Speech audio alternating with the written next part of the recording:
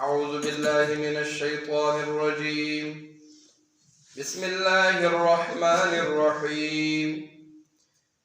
استستغيثون ربكم فاستجاب لكم أني ممدكم بألف من الملائكة مردفين وما جعله الله إلا بشرى ولتطمئن به قلوبكم وما النصر إلا من عند الله إن الله عزيز حكيم.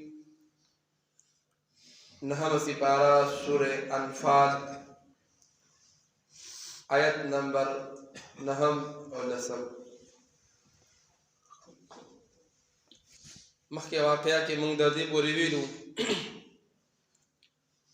کہ اللہ پاک رسول اللہ صلی اللہ علیہ وسلم ته حکم کو چې صحابه کرام ځان سره کو روزي او د ابو سفیان چې کومه قافله د مال نه ډکه را روانه ده هغه گرفتار کړي او مال ترې واخلي. هغه موقع ټوله په جنګ باندې بدله شوله. هغه طرف ته د مکې نه ابو جهل دي راورسېدل او ابو سفیان قافله د سمندر په غاړه باندې بوتلله. الله حکم وکړو په دوو کې چې کوم تاسو خوښه وي که جنگ کوي فتح در کوم او که چېرې تاسو قافلې پسې ځئ نو هغه دله در کوم. رسول الله د صحابو سره مشوره وکړله او جنگ یې خوښ کړو چې جنگ کوو. ولې 14 کاله بې هغوی ظلمونه کړو. په دې ایتونو کې الله پاک یو هغه خبرې طرف ته اشاره کوي چې رسول الله صلی الله علیه وسلم د صحابو تعداد ته وکتل. عمر رضی الله تعالی عنہ روایت کوي وی رسول الله د صحابو تعداد ته وکتل نو 313 پورې لږ بږ پورې و. او هغه طرف ته چې د کفارو تعداد ته وکتل نو هغه د 1000 د پاسه 1000 غالبا تقریبا 2 دی پورې و. وی رسول الله صلی الله علیه وسلم د الله تعالی نه دعا غوښتل شروع کړل چې الله دا 313 مې راوستي دي. که چېرې دا 313 هلاک شي او دوی لاړ شي بیا به څوک ستا دین زده کوي، څوک به ستا دین مخکې بوځي.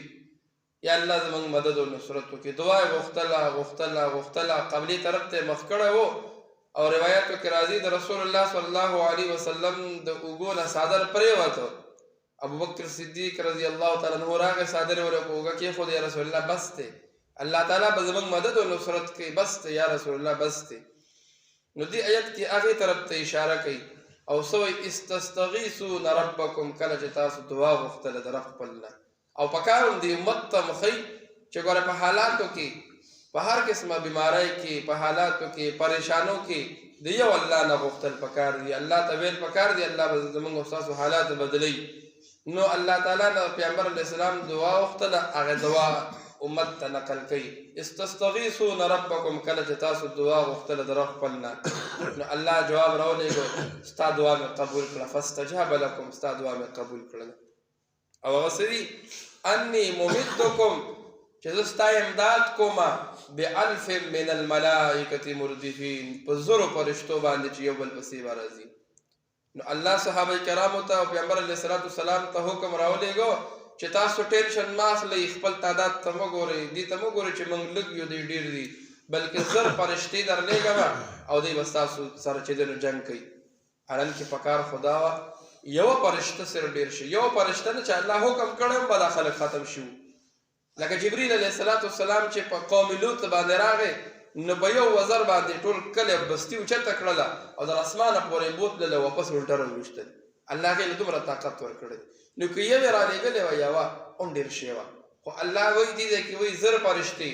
سورې آل عمران کې وایي 3000 بیا ورپسې فرمایي وایي 5000 فرشتې درلېږي. دا صرف د دې دپاره لکه خبره ګډه شوله و چې مخې ته کورس قبیله ده او دا خبره شیطان ګډه کړې وه چې لکه هغوی بس امداد دپاره روان دي، کفارو ته وی نور هم را روان دي. که څه ټینشن منشن وي او څه مسله جوړېږي نو ما ته حکم کوئ زه د هغوی مشر یم او چې خلکو ته اطلاع ورکړم چې نور هم ستاسو د امداد دپاره راشي. نو دا خبره ګډه شوله. الله تعالی وایي 3000 نورې درلېږمه.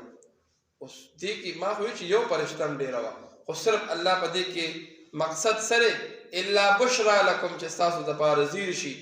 یو خبره دا چې ستاسو زړونه مطمئن شي. بس ځکه تعداد ته چې یو سړی دی خو ګوري دی خو 313 اخو 1000 نو لکه لږ همت بایلي خو چې الله وایي زه د 5000 درلېږم نو به دې ته پته ولګېدل چې موږ خو بله شی شو او فرمایي ولتطمئن به قلوبکم د دې دپاره د ډېرې فرشتې درلېږم چې ستاسو زړونه په دې مطمئن شي او صحابو بیا نقل کړي دي شیطان چې کله فرشتې رالې جبریل علیه السلام سره 1000 فرشتې رالې جنګ کې ودرېدلې اوس فرشتو په مخکې روایتونو کې راځي فرشتې په جنګ نه پوهېږي چې جنګ به څنګه کېږي او خو د الله مخلوق ته عبادت کوي د الله ورته وایي په کوم ځای په دې بندون یې وخه په سټ باندې سټ ته یې لودوره خبره به ختمه شي او په دې بندون یې وخه نو لاس کې به توره نه شي نیسلی نو چې کله شیطان فرشتې ولیدي او جبریل علیه السلام ولیدو نو مخکې ایتونو کې به راشي د باږه وواله واپس واني ارا ما لا ترون وایي زه هغه څه وینم چې تاسو یې نه وینئ زه لاړم دنه نو فرشتې الله تعالی راولېږلې د مسلمانانو د مدد او نصرت دپاره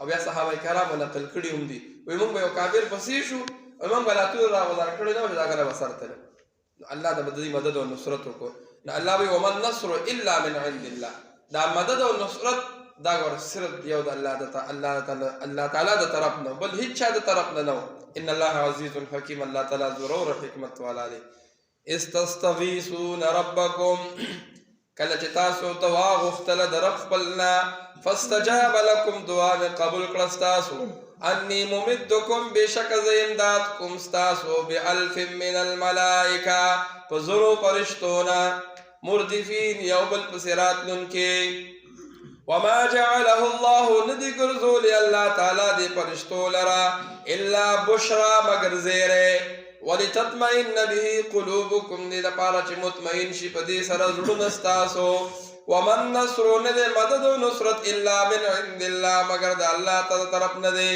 ان الله بشک الله تعالی عزیز زورور دی حکیم حکمت والا دی واخر دعوانا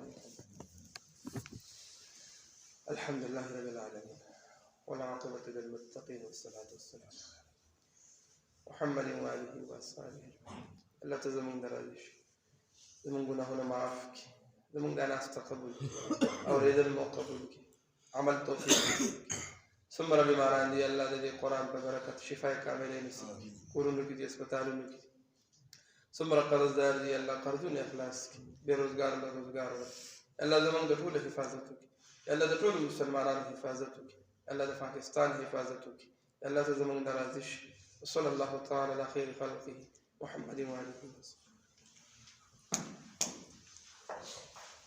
وسلم